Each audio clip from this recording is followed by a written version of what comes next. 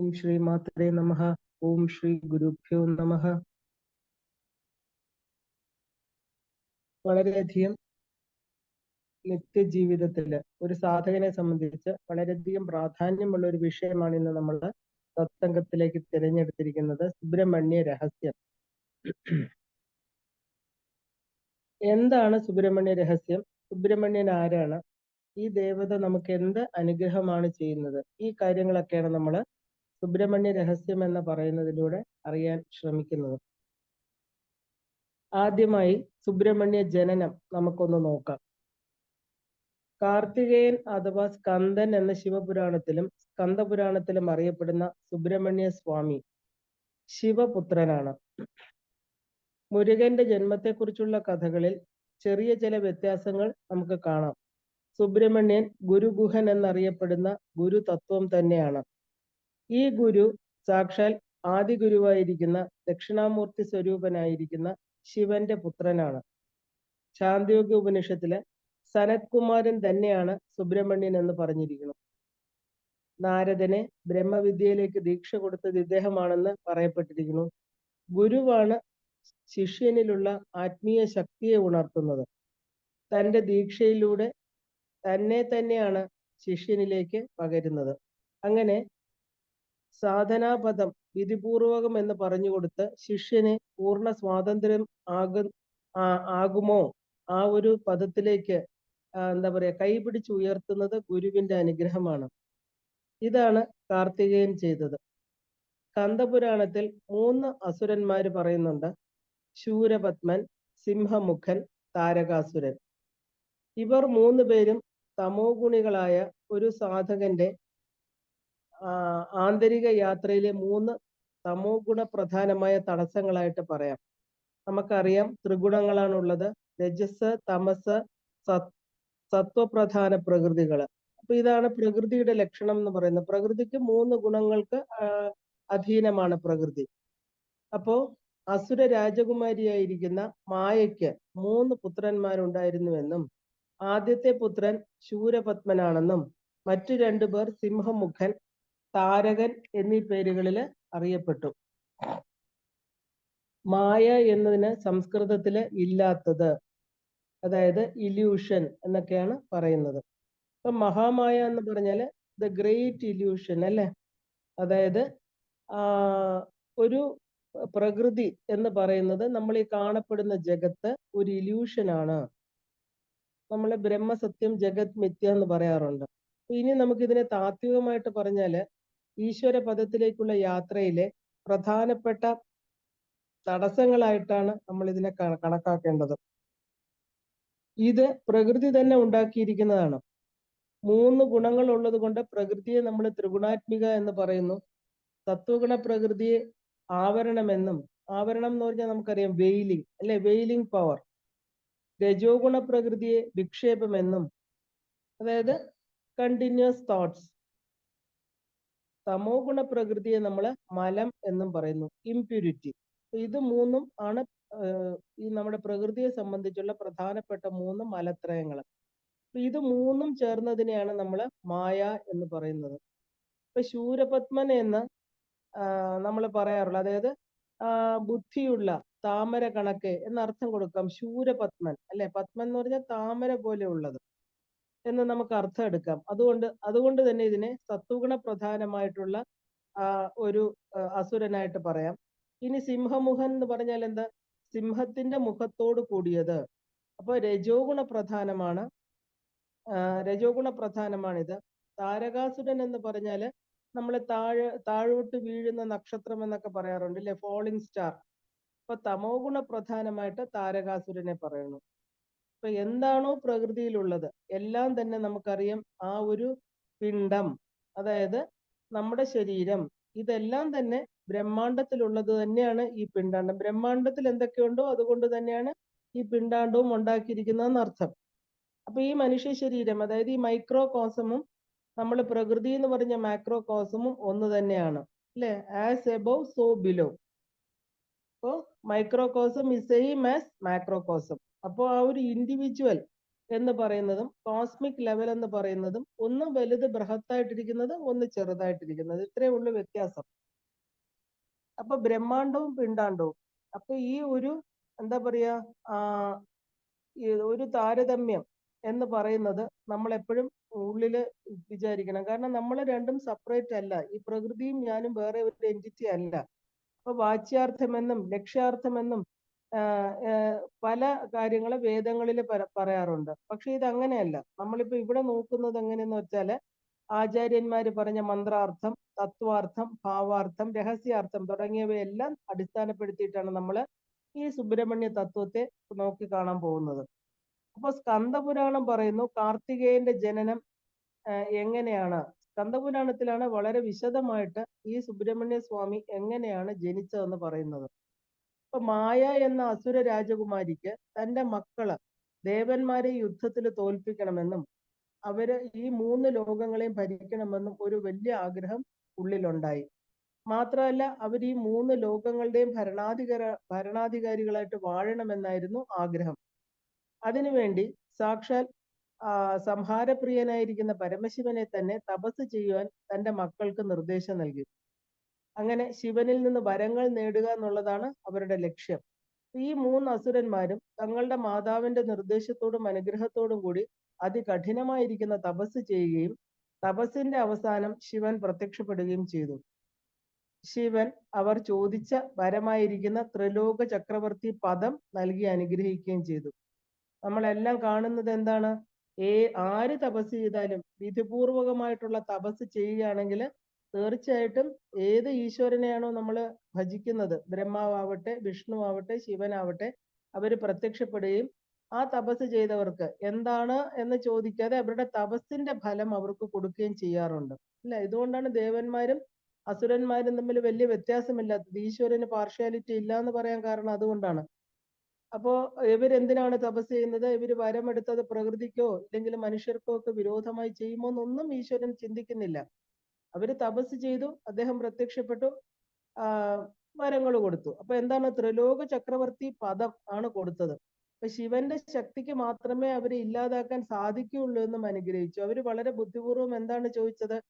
ഞങ്ങളെ വേറെ ആർക്കും നശിപ്പിക്കാൻ പാടില്ല, ശിവനിൽ നിന്നുണ്ടാകുന്ന ഒരു ശക്തിക്ക് മാത്രമേ ഞങ്ങളെ എന്താ പറയാ നശിപ്പിക്കാൻ പാടുള്ളൂ എന്നാണ് അവർ ആവശ്യപ്പെട്ടത്. അങ്ങനെ അതീവ സന്തുഷ്ടരായിട്ടിരിക്കുന്ന ഈ 3 അസുരന്മാരും ചേർന്ന് 3 ലോകങ്ങളെയും ആക്രമിച്ച് കീഴടക്കി ഭരണാധികാരികളായിട്ട് തീരുകയും ചെയ്തു. ഇനി നമുക്ക് ആദ്യം നമ്മൾ ഓരോന്നും പറയുമ്പോൾ നമ്മളിങ്ങനെ എന്താ പറയാ ഇതിലൂടെ യാത്ര ചെയ്യുമ്പോൾ ഇതിന്റെ അന്തരാർത്ഥം എന്താണ്, നമ്മൾ എന്താണ് ഇതിൽ നിന്ന് മനസ്സിലാക്കേണ്ടതെന്ന് നമുക്ക് മനസ്സിലാക്കി പോയെങ്കിൽ മാത്രമേ ആരാണ് മുരുകൻ അല്ലെങ്കിൽ ഈ ശരവണ ഭവൻ, അല്ലെ, മുരുകൻ ആരാണെന്ന് നമുക്ക് അറിയണം. അതിനു വേണ്ടിയിട്ടാണ്. അതുകൊണ്ട് നമുക്ക് ആദ്യം തന്നെ ഇതിന്റെ അന്തരാർത്ഥം ഒന്ന് നോക്കാം. മായ തന്റെ മക്കളോട് ശിവനെ തപസ് ചെയ്ത് പ്രസാദിപ്പിച്ച് വരം നേടാൻ ആവശ്യപ്പെട്ടു എന്നുള്ളതാണ് നമ്മൾ ആദ്യം കണ്ടത്, അല്ലെ. മക്കൾ എന്ത് ചെയ്തു? ആജ്ഞ സ്വീകരിച്ച് തപസ് ചെയ്ത് വരങ്ങൾ നേടുകയും ചെയ്തു. അപ്പൊ ബ്രഹ്മാവ്, വിഷ്ണു, ശിവൻ ഈ ത്രിമൂർത്തികൾ നമ്മുടെ ശരീരത്തിലാണ്, അല്ലെ. അവരെവിടെയാണ് നമ്മുടെ ശരീരത്തിൽ ഇരിക്കണമെന്ന് ആദ്യം അറിയണം. അവരുടെ ആ ഒരു പ്രപഞ്ച കർമ്മങ്ങളോട്, അതായത് അവരുടെ കോസ്മിക് റോൾസ് അല്ല നമ്മളിവിടെ പറയുന്നത്. സൃഷ്ടി, സ്ഥിതി, സംഹാരമാണ് അവരുടെ പ്രപഞ്ച കർമ്മങ്ങൾ, അല്ലെ. ഇതിനെ നമുക്ക് ആ ഒരു പ്രപഞ്ചത്തിൽ അവർ നടത്തുന്ന കർമ്മങ്ങളെ നമുക്ക് പരയെന്നോ മഹയെന്നോ ഒക്കെ അവ്യക്തം എന്നൊക്കെ പറയാം. കാരണം ഇത് അവിടെ നടക്കുന്നത് എന്താണ്? ഒരു അൺമാനിഫെസ്റ്റഡ് സ്റ്റേറ്റിൽ പറയുന്ന കർമ്മങ്ങളാണ്, അല്ലെ. സൃഷ്ടി, സ്ഥിതി, സംഹാരമൊക്കെ. എന്നാൽ ശരീരത്തില് 3 പ്രധാന തത്വങ്ങളുണ്ട്. എന്തൊക്കെയാണത്? സൂക്ഷ്മ ശരീരം അഥവാ സട്ടിൽ ബോഡി. അപ്പൊ അതിനെ എന്താണ് നമ്മൾ പറയുന്നത്? അതിനെ നമ്മൾ പ്രാണൻ അല്ലെങ്കിൽ ലൈഫ് ഫോഴ്സ് എന്നൊക്കെ പറയാറുണ്ട്. പിന്നെ മനസ്സ്, ബുദ്ധി എന്ന് നമുക്ക് അതിന്റെ കൂടെ ചേർത്ത് പറയും. ഇതെല്ലാം നമ്മൾ ഒരുമിച്ച് തന്നെയാണ് പറയുന്നത്.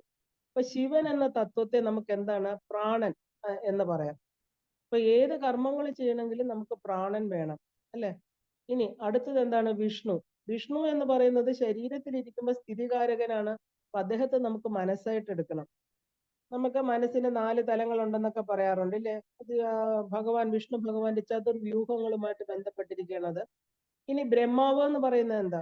ബ്രഹ്മാവ് എന്ന് പറയുന്നത് ബുദ്ധിയാണ്. അപ്പൊ സൃഷ്ടി നടത്തുന്ന ശക്തി.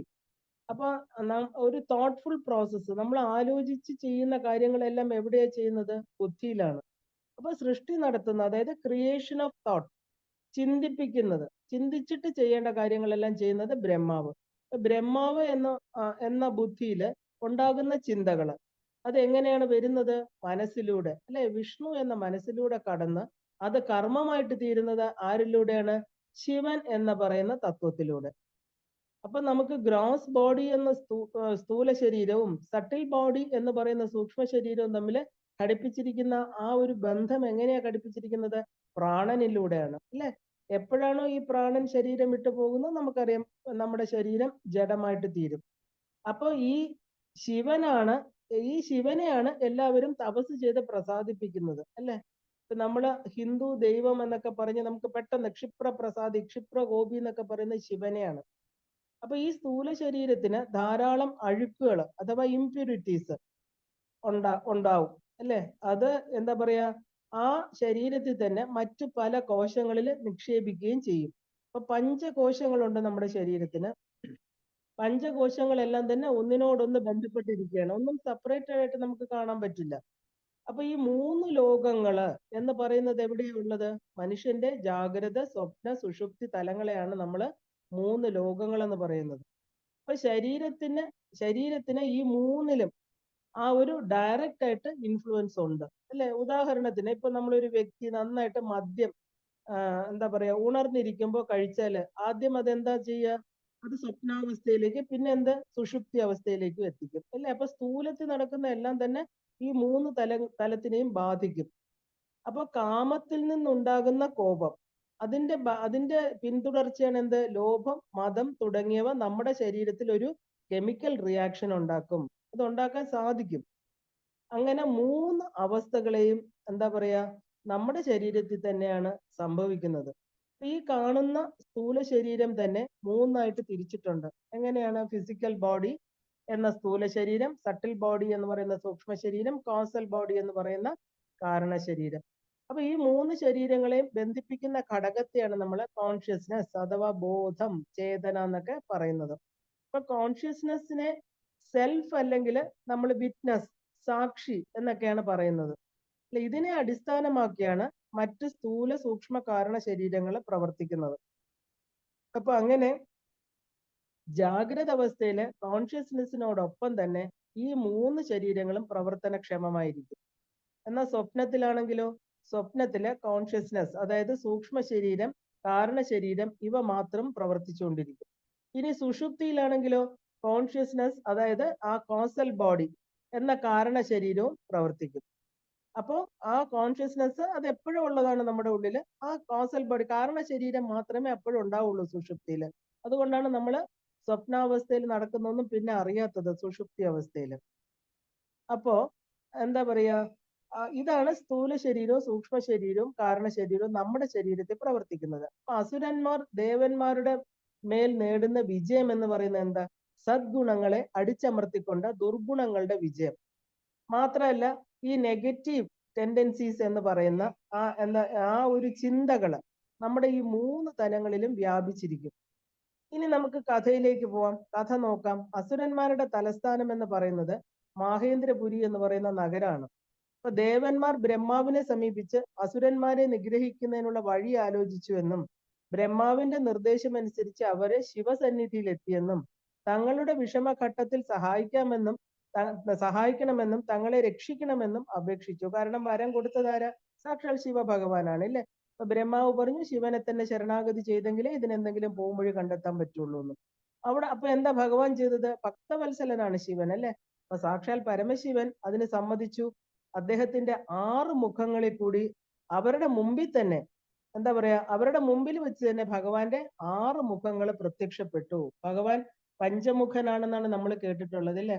അത് നമുക്കറിയാം. അദ്ദേഹത്തിന്റെ പഞ്ചമുഖങ്ങൾ എന്തൊക്കെയാണ്? സദ്യോജാതം, തത്പുരുഷം, ഈശാനം, അഘോരം, വാമദേവം തുടങ്ങിയ 5 മുഖമുണ്ട്. എന്നാല് ആർക്കും കാണാൻ സാധിക്കാത്ത 6ാമത്തെ ഒരു മുഖം കൂടെ അദ്ദേഹത്തിനുണ്ട്, ശിവന്. അതിനെയാണ് നമ്മൾ അധോമുഖം. അത് ജ്ഞാനികൾക്ക് മാത്രമേ ദർശിക്കാൻ സാധിക്കുകയുള്ളൂ. അപ്പൊ അസുരന്മാരുടെ തലസ്ഥാനമായിരിക്കുന്ന മാഹേന്ദ്രപുരി എന്ന് പറയുന്നത് ആ ഒരു 3 വാക്കുകൾ ചേർന്നാണ്. നമുക്കൊന്ന് ശ്രദ്ധിച്ചു നോക്കിയാൽ കാണാം. എന്താണ് മാഹേന്ദ്രപുരി? മഹാ പ്ലസ് ഇന്ദ്ര പ്ലസ് പുരി. എന്താണ് മഹാ എന്ന് പറയുന്നത്? ഉയർന്നത്. ഇന്ദ്ര എന്ന് പറഞ്ഞാൽ എന്താ? ഇന്ദ്രിയങ്ങള്. പുരി എന്ന് പറഞ്ഞാൽ നഗരം. അപ്പോ ഈ അസുരന്മാര് ഇന്ദ്രിയങ്ങളെയും ഇന്ദ്രനായ മനസ്സിനെയും തടങ്കലിലാക്കി എന്ന് നമുക്ക് മനസ്സിലാക്കാം. അപ്പൊ നമ്മുടെ ഇന്ദ്രിയങ്ങളെല്ലാം എന്തായി? ഈ അസുരന്മാർക്ക് കീഴ്പ്പെട്ടു. നമ്മുടെ മനസ്സെന്തായി? ഇന്ദ്രനെ പിടിച്ചു കെട്ടി. നമ്മൾ പല കഥകളിലും ഇന്ദ്രൻ നാടുവിട്ട് ഓടുന്നത് നമുക്ക് കാണാം, ഇല്ലേ? അപ്പോ കർമ്മേന്ദ്രിയങ്ങളും ജ്ഞാനേന്ദ്രിയങ്ങളും എല്ലാം തന്നെ ദുഷ്ടശക്തികള് ആധിപത്യം സ്ഥാപിച്ചു എന്നർത്ഥം. അങ്ങനെ ദേവന്മാര് ശിവനെ സമീപിക്കാൻ കാരണം ബ്രഹ്മാവിന്റെ നിർദ്ദേശമാണ്. അപ്പൊ അവരെന്താ ചെയ്തത്? ബ്രഹ്മാവ് എന്ന് പറഞ്ഞാൽ ആരാ? നമ്മുടെ ശരീരത്തിൽ ബുദ്ധിയാണ്, ഇല്ലേ? ആദ്യം അവര് ബുദ്ധിയെ ശരണാഗതി ചെയ്തു എന്നർത്ഥം. അതായത് ബ്രഹ്മാവ്. അപ്പൊ അങ്ങനെ ജീവൻ എപ്പോഴാണ് എന്താ പറയാ നല്ല വഴിക്ക് തിരിഞ്ഞ് അവര് അവിടെ നിന്നും ഒരു സത്തിലേക്കുള്ള പ്രയാണം ആരംഭിച്ചു എന്നർത്ഥം. ഇതുവരെ അവരെന്ത് ചെയ്തു? ഇന്ദ്രിയങ്ങൾ ബന്ധനസ്ഥരായി, മനസ്സ് ബന്ധനസ്ഥരായി, അവർക്ക് അവരുടേതായിട്ടുള്ള ഒരു ചിന്തകളില്ല. അവര് അസുരന്മാരെന്ത് പറയുന്നു അത് ചെയ്തുകൊണ്ടിരുന്നു. അതിൽ നിന്ന് അവർക്കൊരു മോചനം ആഗ്രഹിച്ചിട്ടാണ് അവര് ബ്രഹ്മാവിന്റെ അടുത്ത് പോയത്. അപ്പൊ തന്നെ നമുക്ക് സത്തുക്കളുമായിട്ടുള്ള നല്ല സത്സംഗത്തിന്റെ ഉള്ള അവസരം കിട്ടിയെന്ന് അർത്ഥം. അപ്പൊ അവര് ബുദ്ധി എന്ന് പറയുന്ന ബ്രഹ്മാവിനെ കണ്ടപ്പോ ബ്രഹ്മാവ് എന്താ പറഞ്ഞത്? പോയി ശിവനെ കാണൂ, അല്ലേ? അപ്പൊ ആ ശിവൻ തീർച്ചയായിട്ടും നിങ്ങൾക്ക് പോംവഴി തരും. അപ്പൊ നമ്മൾ ബുദ്ധിയെ എന്താ പറയാ ആശ്രയിച്ചപ്പോ നമുക്ക് നല്ല വഴി തെളിഞ്ഞു എന്നർത്ഥം. ഇതാണ് സത്സംഗത്തിന്റെ പ്രാധാന്യം ഇവിടെ വളരെ വ്യക്തമാണ്. അപ്പൊ ബ്രഹ്മാവ് ദേവന്മാരെ ശിവന്റെ അടുക്കലേക്ക് അയച്ചു. അപ്പൊ ഇതിനെ നമുക്ക് ഒരു സ്പിരിച്വൽ റിയലൈസേഷൻ ആയിട്ട് തന്നെ പറയണം. കാരണം ദേവന്മാർക്ക് അവർ ഇരിക്കുന്ന മനുഷ്യർക്കും ഇങ്ങനെയാണ്. കാരണം യാത്രയുടെ ആരംഭം ഇങ്ങനെ നമുക്ക് തുടങ്ങാൻ പറ്റൂ. കാരണം ഇത് എപ്പോഴെങ്കിലും ഒരു ജന്മത്തില് നമ്മൾ അറിയും. അവിടെ നിന്നാണ് ആ പ്രയാണം ആരംഭിക്കുന്നത്. ശിവൻ എന്നത് ഇവിടെ ആ ഒരു പര എന്ന് പറയുന്ന തലമായിട്ട് കാണണം. അതായത് ഇന്ദ്രിയങ്ങൾക്ക് അപ്പുറത്ത് നിൽക്കുന്ന പര എന്ന് പറയുന്ന ബിയോണ്ട് ഒരു തത്വമായിട്ട് കാണണം. അപ്പൊ ശിവന്റെ 6 മുഖങ്ങൾ എന്ന് പറഞ്ഞാൽ എന്താ? അപ്പോ ആ ദേവന്മാരെ രക്ഷിക്കാനായിട്ട് ശിവൻ തന്റെ 6 മുഖങ്ങൾ പ്രകടമാക്കി. അപ്പൊ ഇനി ശിവൻ എന്ന് പറഞ്ഞാല് ശിവൻ എന്ന് പറഞ്ഞാലും വിഷ്ണു എന്ന് പറഞ്ഞാലും ലളിതാദേവി എന്ന് പറഞ്ഞാലും ആരാണ് തന്റെ ഇഷ്ടദേവത? അവർക്ക് 5 പ്രധാനപ്പെട്ട ദേവതകൾ ഉണ്ടായിരിക്കും. ദേവതകൾ എന്ന് പറഞ്ഞാൽ അവരുടെ കൂടെയുള്ള അവരുടെ കർമ്മങ്ങൾ ചെയ്യിപ്പിക്കുന്ന ദേവത. ഇതിൽ സൃഷ്ടി, സ്ഥിതി, സംഹാരം, തിരോധാനം, അനുഗ്രഹം ഇവരെ നിയന്ത്രിക്കുന്ന 5 ദേവതകളാണ് നമ്മൾ പറയപ്പെടുന്നത്, അല്ലെ? ഇവിടെ ശിവന്റെ പഞ്ചമുഖങ്ങൾ ഇതിനെയാണ് കാണിക്കുന്നത്. പരമശിവൻ, അതുകൊണ്ടാണ് പരമശിവൻ എന്ന് പറയുന്ന പരാതത്വത്തെ നമ്മൾ അങ്ങനെ പറയുന്നത്. ബ്രഹ്മാവ്, വിഷ്ണു, ശിവൻ എന്ന 3 ദേവതകളെ മാത്രമേ സാധാരണഗതിയിൽ പറയാറുള്ളൂ. സൃഷ്ടി, സ്ഥിതി, സംഹാരം, അല്ലെ? ഇത് 3 ലോകങ്ങളിലും ഈ 3 കാര്യങ്ങൾ മാത്രമാണ് പറയാറുള്ളത്. മറ്റ് 2 തലങ്ങളും ഉപാസനാ പദ്ധതികളിൽ ഒരു മോക്ഷാർത്ഥിക്ക് വേണ്ടി മാത്രമേ പറയാറുള്ളൂ. അതായത് തിരോധാനം, അനുഗ്രഹം. സാധാരണ ഒരു വ്യക്തി ഈ 2 കാര്യങ്ങളെ കുറിച്ച് കൂടുതലായിട്ട് ചിന്തിക്കാറില്ല, തിരോധാനവും അനുഗ്രഹവും. അപ്പൊ തിരോധാനം എന്ന് പറയുന്നത് ഈശ്വരന്റെ, അനുഗ്രഹം എന്ന് പറയുന്നത് സദാശിവന്റെയുമാണ്. അപ്പൊ വിഷ്ണുവിന്റെയും ശിവന്റെയും ആ ഒരു ഉപദേവത നാമങ്ങൾ വേറെയാണ്. കാരണം വിഷ്ണുവിന് ഇതേപോലെ 5 ദേവതമാരും ഉണ്ടായിരിക്കും, ശിവൻ ഇതുപോലെ വേറെ ഉപദേവതകൾ ഉണ്ടായിരിക്കും. പക്ഷെ പ്രധാന ദേവതയുടെ താഴെയായിരിക്കുന്നു മാത്രം. അപ്പൊ ശിവന്റെ 6 മുഖങ്ങളില്, അതായത് വാമദേവം എന്ന് പറയുന്നത് വിഷ്ണുവാണ്, സ്ഥിതി തത്വമാണ്, അഘോരമുഖം എന്ന് പറയുന്നത് സംഹാരമാണ്, രുദ്രനാണ്, സദ്യോജാതം എന്ന് പറയുന്നത് സൃഷ്ടിയാണ്, ബ്രഹ്മാവാണ്. അപ്പൊ ഭഗവാന്റെ 3 മുഖങ്ങളെ ഈ ത്രിമൂർത്തികളെ തന്നെയാ കാണിക്കുന്നത്, അല്ലെ? അപ്പോ ഇനി 2 എണ്ണം കൂടെ നമുക്ക് അറിഞ്ഞിരിക്കാം. ഈശ്വരൻ എന്ന് പറയുന്നത് തിരോധാനവും, തത്പുരുഷൻ എന്ന് പറയുന്നത് സദാശിവൻ എന്ന് പറയുന്ന അനുഗ്രഹ തത്വവും. അധോമുഖം ഒരിക്കലും ആർക്കും കാണാൻ സാധ്യമല്ല. അതിനെ പര അഥവാ മഹാസ്വരൂപമായിട്ടാണ് നമ്മൾ പറയുന്നത്. അതായത് ആ ഒരു ഫോംലെസ് എന്ന് പറഞ്ഞാൽ, ശരിക്കും പറഞ്ഞാൽ ഫോംലെസ് എന്ന് പറഞ്ഞാൽ നാമരൂപങ്ങളില്ലാത്ത, it is not visible to anybody. ആർക്കാ അത് വിസിബിൾ ആവുന്നത്? എൻലൈറ്റൻ പീപ്പിളിന് മാത്രം, അതായത് യോഗികൾക്ക് മാത്രം കാണാൻ പറ്റുന്ന അദ്ദേഹത്തിന്റെ മുഖമാണ് അധോമുഖം. അപ്പൊ അങ്ങനെ ശിവന്റെ 6 മുഖങ്ങളിൽ നിന്ന് 6 അഗ്നിസ്ഫുലിംഗങ്ങൾ ബഹിർഗമിച്ചു എന്നും, ഇതുകൊണ്ടാണ് കാർത്തികേയനെ നമ്മൾ ഗുരുതത്വം എന്ന് പറയാൻ കാരണം. ആരുടെ മുഖത്തുനിന്നാ വന്നത്? ആദി ഗുരുവായിരിക്കുന്ന പരമശിവന്റെ, അല്ലെ? ഇവിടെ നമുക്ക് ദേവിയെ കാണുന്നില്ല, ശക്തിയെ കാണുന്നില്ല, ഇവിടെ ശിവനെ മാത്രമേ നമ്മൾ കാണുന്നുള്ളൂ. അദ്ദേഹത്തിന്റെ 6 മുഖങ്ങളിൽ നിന്ന് 6 അഗ്നി തത്വങ്ങൾ, അതായത് അഗ്നിസ്ഫുലിംഗങ്ങൾ, അഥവാ അത് ഗുരുകൃപയാണ്. എന്താ ഗുരുകൃപ എന്ന് പറയാൻ കാരണം? ദേവന്മാർ ആരെ സമാശ്രയിച്ചു? ബ്രഹ്മബുദ്ധിയുടെ നിർദ്ദേശം കൊണ്ട് സാക്ഷാൽ പരമശിവനെ എന്താ പറയാ ഡിപ്പെൻഡ് ചെയ്തു, അല്ലെ? ശരണാഗതി ചെയ്തു. അപ്പൊ അവരെ രക്ഷിക്കാൻ വേണ്ടിയിട്ട്, അതാണ് ഗുരു. തന്നെ ശരണാഗതി ചെയ്യുന്നവരെ ഉയർത്തുക എന്നുള്ളതാണ് ഗുരുവിന്റെ ആ ഒരു ലക്ഷ്യം തന്നെ. അത് ഗുരുകൃപയാണ്. ആ ഗുരുകൃപ താഴോട്ട് പ്രവഹിക്കുന്നതായിട്ടാണ് പറയുന്നത്. ഈശ്വര ഈ തത്വങ്ങളെല്ലാം തന്നെ ആ ഒരു എന്താ പറയാ ഒരു സ്പിരിച്വൽ സീക്കർ, അതായത് ഒരു ആത്മാന്വേഷകനായിരിക്കുന്ന സാധകന് വേണ്ടിയിട്ടാണ് പറയുന്നത്. എന്തിനാണ് ഈ ആജ്ഞാനുഗ്രഹം താഴേക്ക് വരിക, അല്ലെങ്കിൽ നമ്മൾ ആശ്രയിക്കുമ്പോൾ നമുക്ക് ഗുരു തത്വമായിട്ട് വരിക എന്നൊക്കെ പറയുന്ന എല്ലാം തന്നെ തന്റെ ആത്മാവിനെ അറിയാനുള്ള അല്ലെ ഒരു ജീവന്റെ ദാഹം. അപ്പൊ അവരാണ് ഇതെല്ലാം ചെയ്യുന്നത്, അവർക്ക് വേണ്ടിയിട്ടാണ് ഈ തത്വങ്ങളെല്ലാം തന്നെ പറയപ്പെടുന്നത്. അപ്പൊ ഒരു സ്പിരിച്വൽ സ്പീക്കർ എന്താ ചെയ്യുന്നത്? ആദ്യം ബുദ്ധി പറയുന്നു താൻ ആരാണ് അല്ലെ, എന്താണ്, അതിനെ അറിയണം എന്ന് പറഞ്ഞ് നമ്മൾ ഇത്രയും കാലം അസുരന്മാരുടെ ഇന്ദ്രിയങ്ങളുടെ പിടിയിൽപ്പെട്ട് കിടന്ന മനസ്സിനെ അടിമയായിട്ട് വെച്ചിരുന്ന ആ ഒരു സ്പിരിച്വൽ സ്പീക്കർ എന്ത് ചെയ്യുന്നു? ബുദ്ധി ഉണർന്നിട്ട് ആ ശരണാഗതി ചെയ്യുന്നു. പരാതത്വം ഈശ്വര തത്വത്തിന് ശരണാഗതി ചെയ്യുമ്പോൾ അദ്ദേഹം എന്താ പറയാ രക്ഷിക്കാനായിട്ട് തന്റെ 6 മുഖത്തിൽ നിന്ന് 6 മുഖങ്ങൾ ശിവനുണ്ടെന്നും ആ ഒരു എന്താ പറയാ ആ ശരണാഗതി ചെയ്തവരെ മുക്തിപഥത്തിൽ എത്തിക്കാനായിട്ട് ആ ശിവൻ എന്ത് ചെയ്തു? തന്റെ മുഖത്തു നിന്ന് ആ 6 അഗ്നിസ്ഫുലിംഗങ്ങളെ പുറത്തേക്ക് പ്രവഹിപ്പിച്ചു എന്നും പറയുന്നു. ഇങ്ങനെയാണ് ഒരു കാർത്തികേയൻ എന്നുള്ള തത്വം സാക്ഷാൽ ഗുരുരൂപമായിരിക്കുന്ന ശിവ അനുഗ്രഹം എന്ന് പറയാൻ കാരണം. ശിവനാണ് ഇവിടെ പ്രധാനം അല്ലെ. ശിവൻ നമ്മുടെ ആദി ഗുരുവാണ്, സദാശിവ സമാരംഭം എന്ന് നമ്മൾ കേട്ടിട്ടുണ്ട്. അപ്പോ ആ രഹസ്യത്തെ അറിഞ്ഞെങ്കിൽ മാത്രമേ സാക്ഷാൽ മുരുകനും ശിവനും ഒന്നാണ് എന്നുള്ള സത്യത്തെ നമുക്കറിയാം. അതിനെയാണ് രഹസ്യം എന്ന് പറയുന്നത്. ശിവൻ വേറെ, മുരുകൻ വേറെ, ശക്തി വേറെ അല്ല. ശിവൻ തന്നെയാണ് മുരുകനായിട്ട് ആ അനുഗ്രഹ തത്വമാണ് താഴോട്ട് വന്നത്. അങ്ങനെ 6 അഗ്നിശിഖകള് പുറത്തേക്ക് വന്നു എന്നും അത് പ്രകൃതിയിൽ അത്യുഗ്രമായിട്ട് വളരെ ശിവന്റെ ആ ഒരു മുഖത്തു നിന്ന് വന്ന അഗ്നി എത്രത്തോളം എന്താ ഭയങ്കരാണെന്ന് നമുക്കറിയാം. സംഹാര അഗ്നിയാണല്ലേ. അത് പ്രകൃതിയിൽ തന്നെ വളരെയധികം മാറ്റങ്ങൾ ഉണ്ടായി എന്ന് പറഞ്ഞിട്ട് എല്ലാവരും ഭയന്നു പോയി. കാരണം ദേവകളെല്ലാം എരിഞ്ഞ് ചാമ്പലാകും എന്നുള്ള ഒരു അവസ്ഥ വന്നു. അവര് ശിവനോട് അത്യുഗ്രമായിരിക്കുന്ന ആ അഗ്നിസ്ഫുലിംഗങ്ങളുടെ തീഷ്ണത കുറയ്ക്കാൻ ആവശ്യപ്പെട്ടു. അപ്പൊ ശിവഭഗവാൻ എന്ത് ചെയ്തു? ശിവഭഗവാൻ വായുവിനോടും അഗ്നിദേവനോടും കൂടി ഈ 6 സ്ഫുലിംഗങ്ങളെ ഗംഗയിൽ നിക്ഷേപിക്കാൻ ആവശ്യപ്പെട്ടു. അപ്പൊ ഗംഗയോട് ഈ അഗ്നിശിഖകളെ ശരവണക്കാട്ടിലേക്ക് കൊണ്ടുപോകാനും നിർദ്ദേശം നൽകി. വായുവും അഗ്നിയും ഈ മഹാശക്തി സ്പന്ദനങ്ങളായിരിക്കുന്ന അഗ്നികളെ ഗംഗയിൽ എത്തിക്കുകയും ഗംഗ വളരെ സന്തോഷത്തോടു കൂടി അവയെ ശരവണക്കാട്ടിലെത്തിക്കുകയും ചെയ്തു എന്ന് കഥ. ഈ 6 അഗ്നിസ്ഫുലിംഗങ്ങള് 6 കുഞ്ഞുങ്ങളുടെ രൂപത്തില് ഓരോ താമരപ്പൂവിലായിട്ട് ശരവണ പൊയ്കയിൽ കാണപ്പെട്ടു. ഇനി എന്താണ് ഇതിന്റെ തത്വാർത്ഥം എന്ന് നമുക്ക് നോക്കാം. ശിവന്റെ 3-ാം തൃക്കണ്ണ് എന്ന് പറയുന്ന അഗ്നിസ്ഥാനത്ത് നിന്ന് വന്ന 6 സ്ഫുലിംഗങ്ങൾ അല്ലെ. ശാഡില്യ ഉപനിഷത്ത് പറയുന്നു 3-ാം കണ്ണെന്ന് പറയുന്നത് എന്താണ്? ജ്ഞാനത്തിന്റെ കണ്ണാണ് അല്ലെ. ഒരു ജ്ഞാനിയുടെ മനസ്സ് ശുദ്ധവും ട്രാൻസ്പെറന്റുമായിരിക്കുന്നു. അപ്പൊ ആ വ്യക്തി ശുദ്ധമായിരിക്കുന്ന ആകാശ തത്വത്തെ കാണാനും അറിയാനും സാധിക്കുമെന്നും മനസ്സിന്റെ അലകൾ അടങ്ങി മനസ്സിന്റെ അലകൾ ഇല്ലാതിരിക്കുന്നത് തന്നെയാണ് ശുദ്ധം എന്ന് നമ്മൾ പറയുന്നത് അല്ലെ. അപ്പൊ മനസ്സ് ആ ഒരു മനസ്തത്വം ലയിച്ച അവസ്ഥയിലായിരിക്കും. അപ്പൊ അങ്ങനെയാണ് ശിവൻ ഇരിക്കുന്നത് അല്ലെ. അപ്പൊ അതിന്റെ ആ ഒരു സ്പിരിച്വൽ ഐ എന്ന് പറയാറുണ്ട്. നമ്മൾ 3-ാം കണ്ണിനെ എന്താ പറയുന്നത്? സ്പിരിച്വൽ ഐ, ജ്ഞാനക്കണ്ണ് എന്നൊക്കെയാണ് പറയാറുള്ളത്. അപ്പൊ പഞ്ചഭൂത തത്വത്തില് ആകാശ തത്വം എന്ന് പറയുന്നത് ധ്യാനാവസ്ഥയില് ഒരു സാധകന്റെ ധ്യാനസ്ഥലാണ്. നമ്മൾ പറയാറില്ലേ ദഹരാകാശത്തിൽ ധ്യാനിക്കൂ. ആകാശം എന്ന് പറയുന്നത് നമ്മൾ വെളിയിൽ കാണുന്ന നമ്മുടെ നഗ്ന നേത്രങ്ങൾ കൊണ്ട് കാണുന്ന ആകാശം അല്ല. അതിനെ നമ്മൾ സ്പേസ് എന്നാണ് പറയുന്നത്.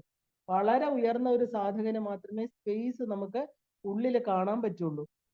അപ്പോ അത് ശുദ്ധമാകണം. കാരണം ശുദ്ധമായ ആകാശം, അതിനെയാണ് നമ്മൾ ആ ഒരു ബ്രഹ്മവുമായിട്ട് ബന്ധപ്പെട്ട് കിടക്കണം ഈ സ്പേസ് എന്ന് പറയുന്നത്. കാരണം സ്പേസ് എന്ന് പറഞ്ഞാൽ ഫോംലെസ് ആണ് അല്ലേ. ആ സ്പേസിനെ നമുക്ക് നാമരൂപങ്ങൾ കൊടുത്ത് നമുക്ക് ധ്യാനിക്കാൻ പറ്റില്ല. ബിയോണ്ട് ഓൾ ആട്രിബ്യൂട്ട്സ്, എല്ലാ നാമരൂപങ്ങൾക്കും നമ്മൾ എന്തൊക്കെയാണോ ആരോപിക്കുന്നത് അതിന്റെ ഒക്കെ അപ്പുറത്ത് നിൽക്കുന്നതിനെയാണ് നമ്മൾ സ്പേസ് എന്ന് പറയുന്നത്. ഓൾ പ്രിവൈഡിങ്, ഇൻഡിവിസിബിൾ, ഫോംലെസ് എന്നൊക്കെയാണ് നമ്മൾ ആകാശ തത്വത്തെ പറയുന്നത്. അപ്പൊ ഇതെല്ലാം തന്നെ ബ്രഹ്മത്തിന് ബാധകമാണ്. അപ്പൊ ശുദ്ധമായ ആകാശത്തിൽ ധ്യാനം ചെയ്യാൻ പറ്റുന്ന ഒരാൾക്ക് ബ്രഹ്മതത്വത്തിലും ധ്യാനം ചെയ്യാൻ തീർച്ചയായിട്ടും സാധിക്കും. സഗുണ ബ്രഹ്മമല്ല, നിർഗുണ ബ്രഹ്മത്തെയാണ് ഇവിടെ പറയുന്നത്. കാരണം നിർഗുണ ബ്രഹ്മത്തെ ധ്യാനം ചെയ്യുക എന്ന് പറയുന്നത് വളരെ ബുദ്ധിമുട്ടാണ്. അപ്പൊ സ്കൈ എന്നത് ആ ഒരു പ്യുവർ സ്പേസ്. ശരിക്കും നമ്മളിപ്പോ ഈ കാണപ്പെടുന്ന വെളിയിലത്തെ ആകാശം ഈ പറയുന്ന ആകാശത്തിന്റെ അത്രയും ശുദ്ധമല്ല. നമ്മൾ കാണുന്ന ആകാശം എന്ന് പറയുന്ന സ്പേസ് എന്ന് പറയുന്നത് എന്താ? അവിടെ ലൈറ്റ് ആൻഡ് ഡാർക്ക്നെസ് ഉണ്ട്. അവിടെ കറുപ്പും വെളിച്ചവും ഒക്കെ, നമ്മൾ ഇരുട്ടും വെളിച്ചം, അതായത് മേഘങ്ങൾ ചേർന്ന ഒരു ആകാശത്തെയാണ് നമ്മൾ കാണുന്ന ആകാശം. അപ്പൊ നമ്മുടെ സാധാരണ കണ്ണുകൾ കൊണ്ട് ആകാശം കാണുന്ന പോലെ പ്യുവർ സ്പേസിനെ കാണാൻ പറ്റില്ല. കാരണം ജ്ഞാന നേത്രങ്ങൾ കൊണ്ട് മാത്രമേ ഇതിനെ നമുക്ക് അറിയാൻ സാധിക്കുകയുള്ളൂ. അപ്പൊ മൂന്നാം കണ്ണ് തുറന്നു, ഭഗവാന്റെ മൂന്നാം കണ്ണ് തുറന്നു എന്നതിന് പുരാണങ്ങൾ നൽകുന്ന വ്യാഖ്യാനം എന്താ? ലൗകിക പദാർത്ഥങ്ങളിലുള്ള ആഗ്രഹം പൂർണ്ണമായിട്ട് ഇല്ലാതായി, അല്ലെ? Destruction of material desires. അപ്പൊ ശിവൻ കാമദേവനെ ദഹിപ്പിച്ചത് മൂന്നാം കണ്ണ് തുറന്നിട്ടാണ്, അല്ലെ? അപ്പൊ ഈ മൂന്നാം കണ്ണെന്നുള്ള കൺസെപ്റ്റ് തന്നെ മനസ്സിലാക്കാൻ വളരെ ബുദ്ധിമുട്ടാണ്. കാരണം സാധാരണക്കാരന് അവസ്ഥാത്രയങ്ങളുമായിട്ട് ബന്ധപ്പെടുത്തി മാത്രമേ ഇതിനെ അറിയാൻ സാധിക്കുകയുള്ളൂ. കാരണം മെറ്റീരിയൽ ബെനിഫിറ്റ്സിനാണ് നമ്മൾ അതിനെ കൂടുതലായിട്ട് നമ്മൾ പ്രാധാന്യം കൊടുക്കുന്നതുകൊണ്ട് നമുക്ക് ഈ അവസ്ഥയെ അറിയാൻ സാധ്യമല്ല. ഇത് അറിഞ്ഞ് അനുഭവിച്ച് നമ്മൾ ഇതെല്ലാം തന്നെ ഈ മെറ്റീരിയലിൽ കാണുന്ന മെറ്റീരിയൽ വേൾഡ് എന്ന് പറയുന്ന നമ്മൾ കാണുന്ന നാമരൂപങ്ങളെ മനസ്സുകൊണ്ട് ഉപേക്ഷിച്ചെങ്കിൽ മാത്രമേ മനസ്സിന്റെ ചഞ്ചലത്വം നിന്നിട്ട് മനസ്തത്വം എന്ന് പറയുന്ന ആജ്ഞാചക്രത്തില് അത് ശാന്തമായിട്ട് അവിടെ ഒരു ഓപ്പണിംഗ് ഉണ്ടായി നമ്മുടെ അകക്കണ്ണ് തുറക്കുള്ളൂ. കാരണം വ്യർത്ഥമായ വസ്തുക്കളിൽ എന്തിനാണ് നമ്മൾ ആഗ്രഹം വയ്ക്കുന്നത് എന്നുള്ളൊരു ചിന്ത നമ്മുടെ ഉള്ളിൽ വരും. അപ്പൊ സ്വാഭാവികമായിട്ട് നമുക്കതിനെ ഉപേക്ഷിക്കാൻ സാധിക്കും, അല്ലേ? അപ്പോ എന്താ പറയാ, സ്വപ്നാവസ്ഥയിലും നമ്മളെല്ലാം അനുഭവിക്കുന്നതായിട്ട് തോന്നാറുണ്ട്.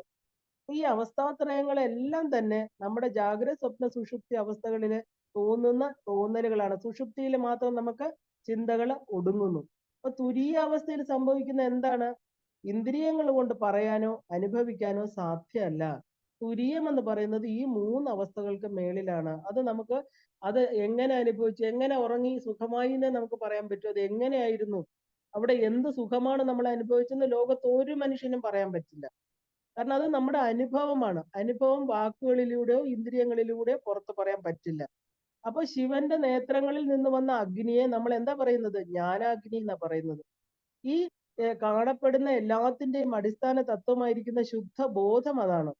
അപ്പൊ ഒരു ഗുരു ശിഷ്യന് ഉപദേശം കൊടുത്ത് ഒരു പാരമ്പര്യത്തിൽ കയറ്റുമ്പോഴാണ്, അവിടെയാണ് നമുക്ക് ഗുരു ശിഷ്യ ബന്ധം തുടങ്ങുന്നത്, അല്ലെ? നമ്മളൊരു പരമ്പരയിൽ കയറുമ്പോഴാണ് സദാശിവ സമാരംഭം എന്ന് പറയുന്ന ആ ഒരു മന്ത്രം ചൊല്ലുന്നത് തന്നെ. കാരണം അവിടുന്നാണ്, നമ്മുടെ ആദ്യ ഗുരുവിൽ നിന്നാണ് ആ പരമ്പര തുടങ്ങുന്നത്. അപ്പൊ നമ്മൾ ഇതിനെ എന്താ പറയുന്നത്? ദീക്ഷ എന്ന് പറയും, സമാവേശം, ശക്തിപാദം എന്നൊക്കെ പല നാമത്തില് ഇതിനെ പറയാറുണ്ട്. എന്തൊക്കെയാണെങ്കിലും ശിഷ്യനിലുള്ള ആ ഒരു സ്പിരിച്വൽ പവറിനെയാണ് ഗുരു ഉണർത്തുന്നത്. അപ്പൊ descend of power from the guru to the aspirant, ഇതിനെയാണ് നമ്മൾ, this process is called initiation. അപ്പൊ അങ്ങനെ ശിവനിൽ നിന്ന് വരുന്ന ആ അഗ്നിസ്ഫുലിംഗങ്ങള് ശരവണ പൊയ്കയിലെ 6 താമരകളില് 6 ശിശുക്കളായിട്ട് കാണപ്പെട്ടു. അപ്പൊ ഇതിന്റെ തത്വം എന്തെന്നാല്, ഈ പ്രപഞ്ചവും മനുഷ്യ ശരീരവും പഞ്ചമഹാഭൂതങ്ങളെ കൊണ്ടാണ് നിർമ്മിച്ചിരിക്കുന്നത്. അപ്പൊ ഭൂമി, ജലം, അഗ്നി, വായു, ആകാശം എന്ന് പറയുന്ന പഞ്ചഭൂതങ്ങൾ, അല്ലെ? അപ്പൊ പഞ്ചീകരണം എന്ന പ്രക്രിയ ആരംഭിക്കുന്നത് തൈത്തരീയ ഉപനിഷത്ത് പറയുന്നു ആ മഹത്തത്വത്തിൽ നിന്നാണ്. നമ്മളിപ്പോ എവിടെയാ കണ്ടത്? ശിവനാണ് ഈ 6 സ്ഫുലിംഗങ്ങളെ ശിശുവാക്കിയത്, അല്ലേ? അപ്പൊ ഇത് എവിടെയാ തുടങ്ങിയത്? മഹത്തിൽ നിന്ന്. അവ്യക്തം, മഹത്ത, മനസ്തത്വം, ആകാശം, വായു, അഗ്നി, ജലം, പൃഥ്വി, ഇതാണ് പഞ്ചീകരണ പ്രക്രിയ എന്ന് പറയുന്നത്. അപ്പൊ എല്ലാം ആരംഭിക്കുന്നത് എവിടെ നിന്നാ? സത്ത് എന്ന് പറയുന്ന എക്സിസ്റ്റൻസ്, അല്ലെങ്കിൽ ചിത്ത് എന്ന് പറയുന്ന കോൺഷ്യസ്നസ്, ആനന്ദം എന്ന് പറയുന്ന ബ്ലിസ്ഫുൾ സ്റ്റേറ്റ്. ഇത് മൂന്നിൽ നിന്നാണ് എല്ലാം, ഈ പ്രപഞ്ചത്തിലെ എല്ലാ വസ്തുക്കളും എല്ലാം തുടങ്ങുന്നത്. അപ്പൊ ആകാശം എന്നത് ബ്രഹ്മത്തിൽ നിന്ന് വന്നതാണെന്ന് നമുക്ക് നന്നായിട്ട് അറിയാം. സ്പേസ് ആണ് തുടങ്ങുന്നത്, അല്ലേ? അപ്പൊ അതിന്റെ ഗുണം എന്താണ്? ശബ്ദമാണ്, അതായത് കേൾക്കുക. അടുത്തത് എന്താ? വായു, സ്പർശം. അപ്പൊ ആകാശത്തിൽ നിന്ന് വന്നു. അടുത്തതായിട്ട് അഗ്നി വന്നു. ആ അഗ്നി വായുവിൽ നിന്ന് വന്നതാണ്. അപ്പൊ ഇതിന്റെ 2 ഗുണങ്ങളും അതിനുണ്ട്, കാണുക, അല്ലെ? പിന്നെ അടുത്തത് എന്താണ്? അഗ്നിയുടെ ഗുണം രൂപമാണ്. അപ്പൊ അഗ്നി തത്വം. അപ്പൊ ജലം എന്ന് പറഞ്ഞാൽ അഗ്നിയിൽ നിന്ന് വന്നതാണ്. അപ്പോ ആ രസം, അതാണ് അതിന്റെ ഗുണം. അപ്പൊ ഇങ്ങനെ ഓരോന്നും ചേർന്ന് ചേർന്ന് അതിന്റെ ഗുണങ്ങളോട് കൂടിയാണ് താഴോട്ട് വരുന്നത്. ഏറ്റവും അവസാനം വന്നിരിക്കുന്നത് എന്താ? പൃഥ്വി. അപ്പൊ ഈ 5 ഗുണങ്ങൾ, അതാണ് ഗന്ധമായിട്ട് തീർന്നത്. അപ്പൊ ഈ 5 തത്വങ്ങള് മനുഷ്യ ശരീരത്തിലെ ആ ഒരു എനർജി ബോഡി, അതായത് യോഗ ശരീരത്തിലെ ഈ ആധാര ചക്രങ്ങളിലായിട്ട് വർത്തിക്കുന്നു. തന്ത്രശാസ്ത്രത്തിൽ അതുകൊണ്ടാണ് ഈ ക്ലെൻസിങ് ഓഫ് എലിമെന്റ്സ്, അതായത് ഭൂതശുദ്ധി എന്ന് പറയുന്നതിന് ഇത്രയധികം പ്രാധാന്യം കൊടുത്തിരിക്കുന്നത്. വളരെ പ്രധാനപ്പെട്ട ഒരു ക്രിയയാണിത്. അതായത് ഗുരുവിൽ നിന്ന് വരുന്ന ശക്തിപ്രവാഹം സഹസ്രാര പത്മത്തിൽ നിന്ന് ഒഴുകി താഴേക്ക് വരുന്നു. ഓരോ ആധാര ചക്രങ്ങളും കൂടുതൽ പ്രവർത്തനക്ഷമമാകുന്നു. ഭൂതശുദ്ധിയും ഓരോ ചക്രത്തിൽ സംഭവിക്കുന്നു. ഇപ്പൊ കാർത്തികേയൻ എന്ന് പറയുന്ന ഗുരുതത്വം താഴേക്കുള്ള അനുഗ്രഹ പ്രവാഹമാണ് അല്ലെ. അപ്പൊ descend of power from the guru എന്ന് തന്നെ പറയണം. അത് എവിടെ എത്തി? മൂലാധാര ചക്രത്തിൽ ഉറങ്ങിക്കിടക്കുന്ന കുണ്ടലിനി എന്ന് പറയുന്ന ശക്തിയെ ഉണർത്തുവാനാണ് അത് വന്നത്. അപ്പൊ ഗുരുവിന്റെ അനുഗ്രഹത്തോടുകൂടി കുണ്ടലിനിയെ ഉണർത്തിയ പിന്നെ ആ സാധകൻ തന്റെ നിരന്തരമായിരിക്കുന്ന അനുഷ്ഠാനങ്ങളിലൂടെ അതിനെ തിരിച്ച് സഹസ്രാര പത്മത്തിൽ എത്തിക്കണം. ഈശ്വരന്റെ അനുഗ്രഹം ഇങ്ങോട്ട് വന്നു കഴിഞ്ഞാൽ നമ്മൾ എന്താ ചെയ്യേണ്ടത്? നമ്മൾ എവിടെ നിന്നാ വന്നത്? അവിടെ നമ്മൾ തിരിച്ച് എത്തണം. അപ്പൊ ഗുരുവിന്റെ താഴേക്ക് വരുന്ന അനുഗ്രഹ ശക്തിയും സാധകൻ ചെയ്യേണ്ടത് എന്താ? ഗുരു ഉണർത്തിയ ശക്തിയെ നമ്മള് എന്താ പറയാ നമ്മുടെ ഇതിലൂടെ സാധനകളിലൂടെ മുകളിലേക്ക് ഉയർത്തിക്കുക എന്നുള്ളതാണ് സാധകന്റെ ലക്ഷ്യം അല്ലെ. അതിനാണ് നമ്മൾ സാധനകൾ അനുഷ്ഠിക്കുന്നത് തന്നെ. ഓരോ ചക്രങ്ങളും പഞ്ചഭൂത തത്വങ്ങളുമായിട്ട് ബന്ധപ്പെട്ടിരിക്കുകയാണ്. അതിനിപ്പം നമ്മൾ എന്താ പറയാ വേദമെടുത്താലും തന്ത്രമെടുത്താലും നമ്മുടെ ശരീരം പഞ്ചഭൂത നിർമ്മിതം തന്നെയാണ്. അപ്പൊ ആജ്ഞാചക്രത്തെ മനസ്ചക്രമായിട്ടാണ് നമ്മൾ കാണുന്നത്. അതിനെ ചില പരമ്പരകൾ ഗുരുചക്രമായിട്ട് പറയാറുണ്ട്. അപ്പൊ സഹസ്രാരം എന്ന് പറയുന്നത് ശുദ്ധ ബോധത്തിന്റെ ഇരിപ്പിടമാണ്. അപ്പോ അതിനെ നമ്മൾ ക്രൗൺ ചക്ര എന്ന് പറയുന്നത്. അപ്പൊ ആജ്ഞാചക്രം എന്നാല് ആജ്ഞകള് ഗുരുവിൽ നിന്ന് ലഭിക്കേണ്ട സ്ഥലമാണ് ആജ്ഞാചക്രം. ഇവിടെ നമ്മൾ അതിനെ ശരിക്കും പറഞ്ഞാൽ എന്താ? ഗുരു എന്താ തരുന്നത്? സ്പിരിച്വൽ നോളജ് അല്ലെ. അപ്പൊ അവിടുന്ന് ആ ആജ്ഞകൾ ലഭിക്കേണ്ട സ്ഥലം. അങ്ങനെ സുബ്രഹ്മണ്യ സ്വാമി അഥവാ കാർത്തികേയന്റെ ജനനം എങ്ങനെയാ? സാക്ഷാൽ ഗുരു, പൂർണ്ണമായിരിക്കുന്ന ഗുരുവിന്റെ അനുഗ്രഹം താഴേക്ക് ചക്രങ്ങളിലൂടെ വന്നതിനെയാണ് ഈ പറയുന്ന കാർത്തികേയൻ എന്ന് പറയുന്നത്. അതായത് പഞ്ചഭൂതങ്ങളുടെ ആവിർഭാവവും അവ കൂടിച്ചേർന്ന് പഞ്ചീകൃതമായിരിക്കുന്ന ഈ പ്രപഞ്ചവും ഈ മനുഷ്യ ശരീരവും എല്ലാം തന്നെ പ്രപഞ്ച വസ്തുക്കളായിട്ട് തീർന്നതിന്റെ രഹസ്യം ഇതാണ്. അപ്പോ നമ്മള് എന്താ പറയാ, കാർത്തികേയൻ 6 മുഖങ്ങളൊക്കെ കണ്ടു ഇല്ലേ? എങ്ങനെ ഈ 6 മുഖങ്ങൾ? 6 ചക്രങ്ങളാണ് ഇവിടെ പറയുന്നത്. ശിവന്റെ നെറ്റിയിലെ അഗ്നിതത്വം ആദ്യം എന്തായിട്ട് തീർന്നു? ആകാശമായിട്ട് തീർന്നു. പിന്നെ അത് വായുവും അഗ്നിയും ചേർന്ന് കൊണ്ടുപോയി ജലത്തിൽ നിക്ഷേപിച്ചു. അവിടെ ശരവണ പൊയ്കയില് കാർത്തികേയൻ ജനിച്ചു. ഭൂമി തത്വം അല്ലെ. പുരാണങ്ങള് എല്ലാം തന്നെ ആകാശ തത്വത്തെ പറയുന്നില്ല. പക്ഷെ എല്ലായിടത്തും നിറഞ്ഞ ശിവന്റെ അഗ്നിസ്ഫുലിംഗങ്ങള് ആകാശമാണ് ബാക്കി എല്ലാത്തിനെയും ധരിക്കുന്നത് നമുക്കറിയാം. സ്പേസ് എന്ന് പറയുന്നത് എന്താ? എല്ലാം ഈ കാണപ്പെടുന്ന എല്ലാം അണ്ഡകടാഹങ്ങള് അല്ലെ, സൂര്യനും ചന്ദ്രനും നക്ഷത്രങ്ങളും ഗോളങ്ങളും എല്ലാം നിലനിൽക്കുന്ന സ്ഥലത്തിനെയാണ് നമ്മൾ സ്പേസ് എന്ന് പറയുന്നത്. അപ്പൊ അത് പ്രത്യേകിച്ച് നമ്മൾ മെൻഷൻ ചെയ്യേണ്ട ആവശ്യമില്ല. അതുകൊണ്ടാണ് അതിനെ പ്രത്യേകം പറയാത്തത്. പഞ്ചദശി എന്ന് പറയുന്ന ഗ്രന്ഥത്തിൽ പറയണു, നമ്മൾ സാധനങ്ങളുള്ള ഒരു മുറിയിൽ നിന്ന് എല്ലാം മാറ്റിയതിന് ശേഷം നമ്മൾ എന്താ പറയുന്നത്? ആ മുറിയിൽ ഒന്നുമില്ല എന്ന് പറയാറുണ്ട് അല്ലെ. ഇവിടെ എല്ലാം നമ്മൾ മാറ്റി കഴിഞ്ഞു, ഇതാ ഒഴിഞ്ഞ മുറി. അപ്പൊ അവിടെ എന്താ ഉള്ളത്? അവിടെ സ്പേസ് ഇല്ലേ? പക്ഷെ നമ്മൾ എന്താ പറയുന്നത്? ഒഴിഞ്ഞ മുറി. പക്ഷെ സ്പേസ് എന്ന് പറയുന്ന ആകാശം അവിടെ ഉണ്ടെന്നുള്ളതാണ് സത്യം. അപ്പൊ സ്പേസ് എന്നത് ഫോംലെസ് ആണ്. അതെല്ലാം ഉൾക്കൊള്ളുന്നു എന്നർത്ഥം. അപ്പൊ നാമരൂപങ്ങൾ ഉള്ളതിനെ മാത്രമാണ് നമ്മൾ വസ്തുക്കളായിട്ട് അംഗീകരിക്കുന്നത്. കാരണം എന്താ? നമുക്ക് നഗ്ന നേത്രങ്ങൾ കൊണ്ട് കാണാൻ സാധിക്കുന്നതുകൊണ്ട്. അപ്പൊ അങ്ങനെ സഹസ്രാരത്തിൽ നിന്ന് താഴോട്ട് വന്ന ശക്തി ഈ ശരീരം മുഴുവനും എനർജൈസ് ചെയ്തു അല്ലെ. ഈ ശരീരമായിട്ട് തീർന്നു. നമ്മുടെ ഈ ശരീരമായിട്ട് തീർന്നത് എന്താ? ഈ ഒഴുകി വന്ന അനുഗ്രഹമായിരിക്കുന്ന ശക്തിയാണ്. മാത്രമല്ല നമ്മൾ അതിനെ ആത്മീയ ശക്തി എന്നാ പറയുന്നത്. ഈശ്വരന്റെ ശക്തിയെ നമ്മൾ എന്താ പറയാ? ആത്മാവ് അല്ലെങ്കിൽ ആത്മീയ ശക്തി അല്ലെ. ആ 6 കുഞ്ഞുങ്ങള് അപ്പൊ രക്ഷിക്കുന്നതിനായിട്ട് എന്താ ഉണ്ട്? ഈ കുഞ്ഞുങ്ങളെ ശരവണ പൊയ്കയിൽ 6 താമരപ്പൂക്കളിൽ കണ്ടു എന്ന് പറഞ്ഞു. അപ്പൊ അതിനെ രക്ഷിക്കാനായിട്ട് കൃത്തികകൾ എന്ന് പറയുന്ന 6 സ്ത്രീകൾ, കൃത്തികകൾ, ആ ഒരു ശക്തി, അതാണ് പ്രപഞ്ചം നിർദ്ദേശിച്ച ശക്തിയാണ് ഈ കൃതികകൾ എന്ന് പറയുന്നത്. പ്രധാന കാരണം അവര് എന്താ പറയാ, ഇവിടെ ശക്തി വരികയാണ്. ഇതുവരെ നമ്മൾ ശക്തിയെ കണ്ടില്ല ഇല്ലേ. ഈ കൃതികകൾ എന്ന് പറയുന്ന 6 സ്ത്രീകൾ എത്തുകയാണ് ഈ കുഞ്ഞുങ്ങളെ രക്ഷിക്കാനായിട്ട്. അപ്പോ ശക്തിയാണ് ഈ സൃഷ്ടിയുടെ പ്രധാന കാരണം. ബീജരൂപത്തില് എന്താ പറയാ, ആ ഇരിക്കുന്ന പ്രപഞ്ചം, അതായത് ബീജരൂപത്തിൽ ഉള്ളിലിരിക്കുന്ന പ്രപഞ്ചത്തെ പുറത്തേക്ക് കൊണ്ടുവരുന്ന ആരാണ്? ശക്തിയാണ്. ഈ പ്രപഞ്ചം ആരുടെ ഉള്ളിലാണ് ഇരിക്കുന്നത്? നമ്മളിപ്പോ ഈ പ്രപഞ്ചം എന്ന് പറയുന്നത് വളരെ ഒരു ചെറിയ കടുകുമണി പോലെ പ്രളയകാലത്ത് ഒന്നുമില്ല. അപ്പൊ അത് ആരുടെ ഉള്ളിലാണ് ഇരിക്കുന്നത്? സാക്ഷാൽ ബ്രഹ്മത്തിന്റെ ഉള്ളില്, ശിവന്റെ ഉള്ളിൽ അല്ലേ. അവിടുന്ന് ശക്തിയുടെ ആ പ്രേരണ കൊണ്ടാണ് ഇത് പുറത്തേക്ക് വരുന്നത്, നാദത്തിലൂടെ അല്ലെ. അപ്പൊ ബിന്ദു നാദങ്ങളാണ് ഈ പ്രപഞ്ചത്തിന്റെ കാര്യകാരണങ്ങളായിട്ട് ഇരിക്കുന്നതെന്ന് നമുക്ക് പറയാം. ഇവിടെ പുതിയതായിട്ട് ഒന്നും ഉണ്ടാകുന്നില്ല. എല്ലാം പഴയത്, ഉള്ളത് തന്നെ മാറ്റങ്ങൾ സംഭവിക്കണമെന്ന് മാത്രം. ഇവിടെ പുതിയതായിട്ട് നമുക്ക് തോന്നുന്നു, ആ ഒരു പ്രതീതി. പക്ഷെ ഇവിടെ ഒന്നും പുതിയതില്ല. എല്ലാം പഴയത് തന്നെ. ഉള്ളതിനെ വീണ്ടും വേറെ രൂപത്തിൽ വരുന്നു എന്ന് മാത്രം. ഇതാണ് സത്യം. അപ്പൊ പാർവതി എന്ന ശിവന്റെ ശക്തി, അതാണ് സൃഷ്ടിയുടെ പ്രധാന കാരണം അല്ലെ. സൃഷ്ടി എന്ന് പറഞ്ഞാൽ എന്താ? അനുഗ്രഹത്തിന്റെ താഴേക്കുള്ള വരവ്. ഇപ്പൊ descent of existence with the manifestation of Shakti. ഇപ്പൊ കാർത്തികേയ ജനനം എന്ന് പറയുന്നത് ശിവന്റേത് മാത്രമായിട്ട് പറയാൻ കാരണം എന്താ? ഈ കാണപ്പെടുന്ന പ്രകൃതിയും ശിവതത്വത്തിൽ നിന്ന് വന്നതാണ്. അതറിയാൻ വേണ്ടിയിട്ടാണ് അങ്ങനെ പറയുന്നത്. അപ്പൊ മാറ്റർ ആൻഡ് എനർജി എന്താണ്? മാറ്റർ എനർജിയിലൂടെ മാനിഫെസ്റ്റ് ചെയ്യുന്നു. അതാണ് ഈ ആജ്ഞയിലെ ഗുരുവിന്റെ നിർദ്ദേശം എന്ന് പറയുന്നത്. ആ നിർദ്ദേശം അനുസരിച്ചാണ് എല്ലാം സംഭവിക്കുന്നത്, അല്ലേ? ഇനി പാർവതി ദേവി കുഞ്ഞുങ്ങൾക്ക് പാല് നൽകി എന്ന് പറയണു. ഈ ശക്തി പ്രവാഹം എന്ന് പറയുന്ന കുണ്ടലിനി ആ കുണ്ടലിനി ശക്തിയെ ഉണർത്തി ശരീരത്തെ സംരക്ഷിക്കുകയും ആ ഒരു ശരീരബോധത്തെ ഇല്ലാതാക്കുകയും ചെയ്തു എന്നുള്ളതാണ്. അപ്പൊ പാർവതിക്ക് കാർത്തികേയ ജനനം അറിയില്ലായിരുന്നു. കാരണം ഇതാരാ? ഇത് ദേവന്മാര് നേരിട്ട് ശിവന്റെ അടുത്ത് പോയി ശിവനാണ് ഇതെല്ലാം ചെയ്തിരിക്കുന്നത്. ദേവിയുടെ പാൽ എന്ന് പറഞ്ഞാൽ എന്താ? ജ്ഞാനമാണ്, ജ്ഞാനാമൃതമാണ്, അല്ലെ? പൂർവ്വ ജന്മാർജിത പാപകർമ്മങ്ങളെ അല്ലെങ്കിൽ കർമ്മവാസനകളെ എല്ലാം തന്നെ ഇല്ലാതാക്കുന്നത് പാർവതി ദേവിയുടെ പാലാണ്, ജ്ഞാനമാണ്, സാധകനെ രക്ഷിക്കുന്നത്, അല്ലെ? കുഞ്ഞിന് എന്താ വേണ്ടത്? അമ്മ കൊടുക്കുന്ന പാലാണ് സംരക്ഷണം, അല്ലേ? അതുപോലെ ദേവി ഈ കുണ്ടലിനി ഉണർന്നപ്പോൾ നമ്മുടെ ഉള്ളിൽ എന്തുണ്ടായി? ജ്ഞാനപ്രവാഹം ഉണ്ടായി. ആ ജ്ഞാനമാണ് നമ്മളെ സംരക്ഷിക്കുന്നത്, സാധകനെ രക്ഷിക്കുന്നത്, ഇല്ലേ? അപ്പോ ഗുരു അനുഗ്രഹം കൊണ്ട് ആദ്യമായിട്ട് സംഭവിക്കുന്നത് എന്താണ്? കുണ്ടലിനി ഉത്ഥാപനം.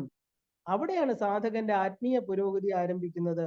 ഇവിടെ നിന്ന് സാധകൻ തന്റെ ആചരണ അനുഷ്ഠാനങ്ങൾ കൊണ്ട് നിരന്തരമായിട്ട് മുകളിലേക്ക് സഞ്ചരിച്ച് എവിടെ നിന്നാണോ വന്നത് ആ പ്യുവർ എക്സിസ്റ്റൻസ് ആയിരിക്കുന്ന സത്തില് ചേരുമ്പോ എന്താ? സത് ചിത് ആനന്ദം രണ്ടും കൂടി ചേരുമ്പോഴാണ് ആ ബ്ലിസ്ഫുൾ സ്റ്റേറ്റിലോട്ട് എത്തിച്ചേരുന്നത്. അപ്പോ കൃതികകള് കാർത്തികേയനെ പരിചരിച്ചു എന്നാ പറയുന്നത്, അല്ലെ? അപ്പോ എന്താണ്? ശിവന്റെ നിർദ്ദേശപ്രകാരം കൃതികകളെ കാർത്തികേയൻ ഈ 6 കുഞ്ഞുങ്ങളെ എടുത്ത് വളരെ എന്താ പറയുക സന്തോഷത്തോടു കൂടി അവര് സംരക്ഷിച്ചുവെന്നും പാർവതി ദേവിക്ക് അമ്മയുടേതായിട്ടുള്ള ഒരു ഭാവം കൈവന്നു എന്നും പറയുന്നു. തന്റെ പുത്രനെ കാണാനും പാല് കൊടുക്കുവാനും അമ്മയ്ക്ക് ആഗ്രഹം തോന്നി. അമ്മ ശിവനോട് പറഞ്ഞു. ശിവനെയും കൂട്ടി അവര് ആ ജഗത് മാതാപിതാക്കള് ശരവണ പൊയ്കയിലെത്തി. ആ കുഞ്ഞുങ്ങളെ 6 പേരെയും എടുത്ത് പാർവതി ദേവി മാറോട് ചേർത്തു. അപ്പൊ കൃത്തികകൾ എന്ന് പറഞ്ഞാൽ ആരാ? 6 സഹോദരിമാരെയാണ് കൃത്തികകൾ എന്ന് പറയുന്നത്. സപ്ത ഋഷികൾ എന്ന് പറഞ്ഞ് നമ്മുടേതായിട്ട്, അതായത് നമ്മുടെ നക്ഷത്ര മണ്ഡലത്തില് 7 നക്ഷത്രങ്ങളുണ്ട്, സപ്ത ഋഷികൾ, അല്ലെ? പ്രപഞ്ചം ഉണ്ടായാലും ഇല്ലെങ്കിലും എല്ലാം ഈ സപ്ത ഋഷികൾ ഒരു പേടകത്തിൽ കയറ്റിവിടുന്ന പറയുന്നത്. കാരണം ഇവരാണ് പ്രപഞ്ചത്തിൽ നന്മ, ആ ഒരു പ്രപഞ്ചത്തിലെല്ലാം നിലനിർത്തുന്നത് ഇവരാണ്. ഇവരെയാണ് സപ്ത ഋഷികൾ എന്ന് പറയുന്നത്. അപ്പൊ നമ്മൾ ഗ്രേറ്റ് ബെയർ കോൺസ്റ്റലേഷൻ എന്ന് പറയാറുണ്ട്. ഈ 7 ഋഷിമാരെയാണ് നമ്മൾ അങ്ങനെ അറിയപ്പെടുന്നത്. അപ്പൊ നമ്മൾ ഈ നോർത്തേൺ ഹെമിസ്ഫിയറിൽ ഇത് എന്താ? ഉർസ മേജർ എന്ന് പറഞ്ഞിട്ട് അറിയപ്പെടുന്നത്. നമുക്ക് ഗൂഗിളിൽ സെർച്ച് ചെയ്താൽ കാണാം. അപ്പോ ഈ സപ്ത ഋഷികൾ, അതായത് ആരൊക്കെയാണ് അവര്? ഭൃഗു, മരീച്, അത്രി, അങ്കിരസ്, പുലഹൻ, ക്രതു, വസിഷ്ഠൻ. ഇവരുടെ പത്നിമാരെയാണ് നമ്മൾ കൃതികകൾ എന്ന് പറയുന്നത്. കാരണം ഇതിനകത്ത് ആ പ്ലേഡിയസ്, അതായത് ശരിക്കും പറഞ്ഞ ഒരു ഫെമിനൈൻ കൺസെപ്റ്റ് സോളാർ സിസ്റ്റം എന്ന് പറയാറുണ്ട്. ഈ ഗ്രേറ്റ് ബെയർ കോൺസ്റ്റലേഷൻ എന്ന് പറയുന്നത് ഒരു മാസ്കുലിൻ പുരുഷ ശക്തിയായിട്ടും ഈ പറയുന്ന ഈ ഭാര്യമാരെ, സപ്തഋഷികളുടെ ഭാര്യമാരെ അതാണ് പ്ലേഡിയസ് എന്ന് പറയുന്നത്. അതൊരു ഫെമിനൈൻ, അതായത് സംരക്ഷണ ശക്തി, അമ്മ, ഒരു മദർലി കോൺസെപ്റ്റ് ആയിട്ടും പറയാറുണ്ട്. അപ്പൊ ഈ കൃതികൾ എന്താ? നേച്ചറിനെ സംരക്ഷിക്കുന്ന, സോളാർ സിസ്റ്റത്തിനെ, ഈ പ്രപഞ്ചത്തെ സംരക്ഷിക്കുന്ന അമ്മമാരാണ് ഈ 7 ഋഷികകള്, അതായത് ഈ ഋഷിമാരുടെ ഭാര്യമാര്. അപ്പൊ ഈ കൃതികകളിൽ 6 പേരെ മാത്രമാണ് നമ്മൾ ടെലസ്കോപ്പ് ഉപയോഗിച്ച് കാണാൻ സാധിക്കുന്നത്. കാരണം ഇതില് ശരിക്കും ഒരാള് എപ്പോഴും മറഞ്ഞിരിക്കും, കാണാമറയത്താണെന്ന് പറയാറുണ്ട്. അതുകൊണ്ടാണ് ഇവിടെ 6 കൃതികള് കാർത്തികേയനെ നോക്കി എന്ന് പറയാൻ കാരണം. ഒരെണ്ണത്തിന് നമുക്ക് സാധാരണ സ്ഥൂല നേത്രം കൊണ്ടോ ടെലിസ്കോപ്പ് കൊണ്ടോ ഒന്നും കാണാൻ പറ്റില്ല. അതിന് പ്രത്യേകിച്ച് ഒരു കഥ അതിന്റെ പുറകിലുണ്ട്. അത് പിന്നെ നമുക്ക് നോക്കാം. ഇവിടെ 6 കൃതികകളെ കാർത്തികേയനെ നോക്കി എന്ന് പറയണു. അപ്പൊ എന്താണ് കൃതികകളുടെ തത്വം എന്ന് പറഞ്ഞാല് ആത്മീയ ശക്തിയെ സംരക്ഷിക്കുന്ന പ്രകൃതിയിലെ ശക്തികളാണ് ഇവര്. കാരണം ഇവരാണ് കോസ്മിക് സോളാർ സിസ്റ്റത്തെ സംരക്ഷിക്കുന്നത്. അപ്പൊ ശിവൻ എന്ന് പറയുന്ന ശുദ്ധ ബ്രഹ്മം അഥവാ ബോധം എന്ന ആത്മീയ ശക്തി താഴേക്ക് പ്രവഹിച്ച് സാധകന് അനുഗ്രഹം കൊടുക്കുന്നു, ഇല്ലേ? അങ്ങനെ സാധകന്റെ സഹസ്രാരത്തിൽ വസിക്കുന്ന ശിവൻ, ആ ശിവനിൽ നിന്ന് ആജ്ഞാചക്രത്തെ ഉണർത്തി താഴേക്ക് എന്താ പറയുന്ന വിശുദ്ധി ചക്രത്തിലൂടെ, ആകാശത്തിലൂടെ, അനാഹതം എന്ന് പറയുന്ന വായു തത്വത്തിലൂടെ, മണിപൂരകത്തിലെ അഗ്നിയെ ഉണർത്തി സ്വാധിഷ്ഠാനത്തിലെ ജലതത്വം കടന്ന് മൂലാധാരമായിരിക്കുന്ന പൃഥ്വി, അതായത് ശരവണക്കാട്ടിലെത്തി. ശരവണ പൊയ്ക, അല്ലെ? ശരവണക്കാട്ടിലാണ് ശരവണ പൊയ്ക എന്ന് പറയുന്നത്. അപ്പൊ വായുവും അഗ്നിയും കൂടെ ചേർന്നിട്ട് ശിവ തേജസ്സിനെ ഗംഗയിൽ നിക്ഷേപിച്ചു. അങ്ങനെ ഇരിക്കുന്ന ഒരു കുണ്ടലിനി ഉത്ഥാപനത്തിനായിട്ട് ശരീരം ഒരുങ്ങിക്കഴിഞ്ഞു അല്ലെ. സാധകൻ അതിന് റെഡിയായി, അനുഗ്രഹമുണ്ടായി, ഗുരുവിനെ കിട്ടി, ഗുരു അനുഗ്രഹം താഴേക്ക് വന്നു കഴിഞ്ഞു. അങ്ങനെ കുണ്ടലിനി ഉണർന്ന പാർവതി ദേവി എന്ത് ചെയ്തു? കാർത്തികേയന് പാല് നൽകി പോഷിപ്പിച്ചു. അപ്പൊ ഇത് ജ്ഞാനാമൃതമാകുന്ന ക്ഷീരമാണ്. സാധകന്റെ പാപങ്ങളെ ശുദ്ധീകരിച്ച് എപ്പോഴാണോ കുണ്ടലിനി ഉണരുന്നത്, അവന്റെ പൂർവ്വജന്മാർജിത കർമ്മങ്ങൾ, അതായത് സൂക്ഷ്മ ശരീരം അല്ലെങ്കിൽ കാരണ ശരീരത്തിൽ നിന്ന് വന്ന നമ്മൾ സൂക്ഷിച്ചു വെച്ചിരിക്കുന്ന, നമ്മൾ കൊണ്ടുവന്ന സഞ്ചി, ജന്മത്തിന് കാരണമാകുന്ന നമ്മുടെ അനേക ജന്മാർജിത കർമ്മങ്ങൾ അപ്പൊ തന്നെ ഇല്ലാതായി തീരുന്നു പറയുന്നു. പാർവതി എന്ന് പറയുന്ന ആ കുണ്ടലിനി ശക്തി നമ്മൾ ആത്മാവിനെ അറിയുമ്പോൾ ഈ കൊണ്ടുവന്നിരിക്കുന്ന പാപങ്ങളെല്ലാം തന്നെ ഇല്ലാതായി തീരുന്നു. അപ്പൊ സാധകന്റെ പാപങ്ങളെ ശുദ്ധീകരിച്ച് എങ്കിൽ മാത്രമേ നമുക്ക് ആ ഒരു purity of mind and body കിട്ടുള്ളൂ അല്ലെ. എങ്കിൽ മാത്രമേ ഈ ചക്രങ്ങളിലൂടെ കുണ്ടലിനിക്ക് മുകളിലേക്ക് ഉയരാൻ സാധിക്കുള്ളൂ. സാധകന്റെ പാപങ്ങളെ ശുദ്ധീകരിച്ച് അവനെ പൂർണ്ണമായിരിക്കുന്ന മോക്ഷത്തിലേക്ക് എത്തിക്കാനായിട്ട് പാകപ്പെടുത്താനാണ്, ഇതിനെയാണ് നമ്മൾ സെൽഫ് റിയലൈസേഷൻ അതായത് സ്പിരിച്വൽ റിയലൈസേഷൻ എന്നൊക്കെ പറയുന്നത്. അപ്പൊ കർമ്മദോഷങ്ങളെല്ലാം തന്നെ ദേവിയുടെ ക്ഷീരപാനം കൊണ്ട് ഇല്ലാതായി അല്ലെ. അത് ഇല്ലാതാകും. അപ്പൊ പാർവതി ദേവി കുഞ്ഞുങ്ങളെ എടുത്തപ്പോൾ എല്ലാവരും കൂടി ഒന്നായിട്ട് തീർന്നു. 6 മുഖമുള്ള കാർത്തികേയൻ എന്തായി? ആ മുഖങ്ങളെല്ലാം ചേർന്ന് ഒന്നായിട്ട് തീർന്നു. അപ്പൊ പാർവതി കാർത്തികേയനെ സ്വന്തം മകനായിട്ട് കൈലാസത്തിലേക്ക് കൊണ്ടുപോയി എന്ന് സ്കന്ദപുരാണം പറയണു. അപ്പൊ ശിവന്റെ അനുഗ്രഹമാണ് കൃത്തികകള്. അവര് സംരക്ഷിച്ചതുകൊണ്ട് കാർത്തികേയൻ എന്നറിയപ്പെട്ടു സുബ്രഹ്മണ്യനെ. കാർത്തിക മാസത്തിലെ കാർത്തിക നക്ഷത്രത്തിലെ മുരുകനെ ആരാധിച്ചാലും സർവൈശ്വര്യം കിട്ടുമെന്ന് ഭഗവാൻ ശിവൻ കൊടുത്ത അനുഗ്രഹമാണ്. അപ്പൊ പാർവതി ദേവി കാർത്തികേയനെ മാറോടണച്ച് പാല് കൊടുത്തു. അതില് ആ കൊടുത്ത സമയത്ത് കുറച്ച് തുള്ളി പാല് ശരവണ പൊയ്കയിൽ വീണു എന്നും അവിടെ താമസിച്ചിരുന്ന ഒരു ഋഷിയുടെ പുത്രന്മാരായിരിക്കുന്ന ശാപഗ്രസ്തരായിരിക്കുന്ന കുറച്ച് മത്സ്യങ്ങള്, ഋഷിപുത്രന്മാര് ശാപഗ്രസ്തമായിട്ട് എന്തായി, അവർ ആ ശരവണ പൊയ്കയിൽ മത്സ്യങ്ങളായിട്ട് കഴിയുന്നുണ്ടായിരുന്നു. അവർ ഈ പാല് ഭക്ഷിച്ചുവെന്നും മത്സ്യങ്ങളായിരിക്കുന്ന അവർക്ക് ശാപം ഉണ്ടായിരുന്നു, അവർക്ക് ദേവിയുടെ ജ്ഞാനാമൃതം ഭക്ഷിച്ച് അവർ ശാപവിമുക്തരായി എന്നും കഥ. ഈ മുനി സന്താനങ്ങളോട് എന്താ, അവരെല്ലാം എന്തായി തിരിച്ച് അവരുടെ രൂപങ്ങൾ കിട്ടി. അവരോട് ശിവൻ ആവശ്യപ്പെട്ടത് എന്താണ്? തിരുപ്പുറം കുണ്ട്രം എന്ന് പറയുന്ന സ്ഥലത്തേക്ക് പോകാനാണ്. കാരണം കാർത്തികേയൻ കാലക്രമത്തിൽ അവിടെ വന്ന് അവർക്ക് മോക്ഷം കൊടുക്കുമെന്ന് പറഞ്ഞു. കാരണം എന്താ, ശിവൻ ത്രികാലജ്ഞാനിയാണില്ലേ. അപ്പൊ പറഞ്ഞു, എന്റെ മകനായിരിക്കുന്ന കാർത്തികേയൻ അവിടെ വരും, അതുകൊണ്ട് നിങ്ങൾ എന്ത് വേണം? തിരുപ്പുറം കുണ്ട്രത്തിൽ പോയി അവനെ കാത്തിരിക്കൂ. അങ്ങനെ ശിവനും പാർവതിയും കാർത്തികേയനുമായിട്ട് സ്വധാമത്തിലേക്ക്, അതായത് കൈലാസത്തിലേക്ക് പോയി. അങ്ങനെ ആ കുഞ്ഞുങ്ങള് പാർവതി ദേവി എടുത്തപ്പോൾ തന്നെ എല്ലാവരും ഒന്നായി എന്ന് പറഞ്ഞാൽ എന്താ, കുണ്ടലിനി ഉണർന്നപ്പോൾ എല്ലാ ആധാര ചക്രങ്ങളും ഒന്നായി തീർന്നു. ശക്തി ഒന്നായിട്ട് സഹസ്രാര പത്മത്തില് മോക്ഷസ്ഥലത്തേക്കുള്ള പ്രയാണം ആരംഭിച്ചു. സർവാവസ്ഥ വിവർജിത അല്ലെ. അതുവരെ നമ്മൾ ഓരോ ആധാര ചക്രം, മണിപൂരാന്ത നിലയ, ബ്രഹ്മഗ്രന്ഥി വിഭേദിനി, നമ്മളെ ദേവിക്ക് ഓരോ ചക്രങ്ങൾ പറഞ്ഞിരുന്ന നമ്മൾ എന്താ, ആ ആജ്ഞാചക്രത്തെ ഭേദിച്ചു കഴിഞ്ഞപ്പോ എന്തായി? സർവ അവസ്ഥ വിവർജിത, ഒരു അവസ്ഥകളും ഇല്ല പിന്നെ.